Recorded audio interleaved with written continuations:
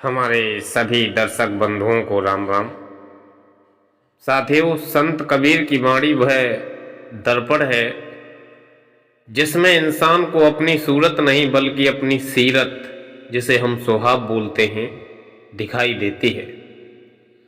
कबीर ने हमेशा बाहरी आडंबरों से ऊपर उठकर के भीतर के सत्य को खोजने पर जोर दिया था और कबीर की वाणी आज आपको सिखाएगी कि कलयुग पर असली पाप क्या होता है। कबीर कहते हैं कि कलयुग का सबसे बड़ा पाप शराब नहीं है और ना ही चोरी है और ना ही हिंसा है। ये तो शरीर और मन के विकार हैं जो दिखाई देते हैं।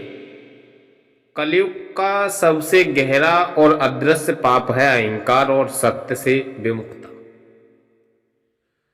साथियों, आइए इसे कथा के माध्यम से समझने का प्रयास करते हैं। अगर आपके लिए यह कथा अच्छी नहीं लगती तो आप अभी स्क्रॉल करके चले जाएं, क्योंकि आधा अधूरा ज्ञान व्यक्ति के लिए हानिकारक होता है। साथियों, एक समय की बात है कि काशी के घाट पर कबीरदास जी अपने शिष्यों के साथ बैठे थे। कलयुग का प्रभाव बढ़ रहा था। लोग धर्म के नाम पर लड़ रहे थे। तिलक और मालाओं को ही मोक्ष का मार्ग समझ लिया था उन्होंने। तभी एक युवक कबीर के पास आया और बोला, महात्मा, लोग कहते हैं कि मांस खाना, मदिरा खाना, चोरी करना कलयुग के सबसे बड़े पाप हैं। क्या यह सच है? कबीर मंद मंद मुस्कुराए और बोले, भैया, बुराइयां तो सब हैं, लेकिन जिसे तुम पाप समझ रहे हैं वह तो केवल फल है। पाप की जड़ तो कहीं और है। युवक ने हैरानी से पूछा, तो कलयुग का सबसे बड़ा पाप क्या है महाराज? तो कबीर ने उसे एक उदाहरण दिया।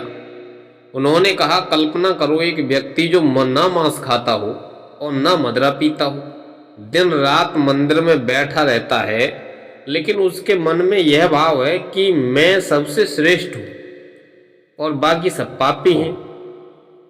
तो वह अपने ज्ञान के नशे में अंधा होकर के दूसरों को तुच्छ समझता है। कलयुग का सबसे बड़ा पापी और अहंकारी वही व्यक्ति है। कबीर के दर्शन में कलयुग का सबसे बड़ा पाप स्वयं को कर्ता मान लेना है। जब मनुष्य यह भूल जाता है कि उसके भीतर बहने वाली चेतना उसी परमात्मा का अंश है जो एक चींटी में भी है, और वह पाप की शुरुआत करता है। पहला उन्होंने बताया कि कपट और पाखंड। यहाँ कबीरदास कहते हैं कि ना मन न रंगाए रंगाए जोगी कपड़ा, यानी ऊपरी तौर पर साधु बन जाना लेकिन मन में लोभ द्वेष पालना आज के युग का सबसे बड़ा अधर्म है। हम अपनी बुराइयों को छिपाने के लिए धर्म का चोला ओढ़ लेते हैं। यह आत्म धोखा ही सबसे बड़ा पाप है। राधा। आगे उन्होंने बताया सत्य की हत्या।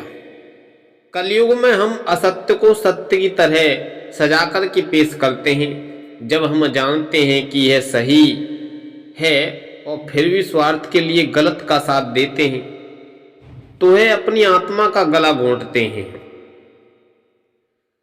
कबीरदास कहते हैं कि मानस की जात सब है एक ही पहचान हो, यानी कलयुग में इंसान ने इंसान के बीच दीवारें खड़ी कर दी हैं।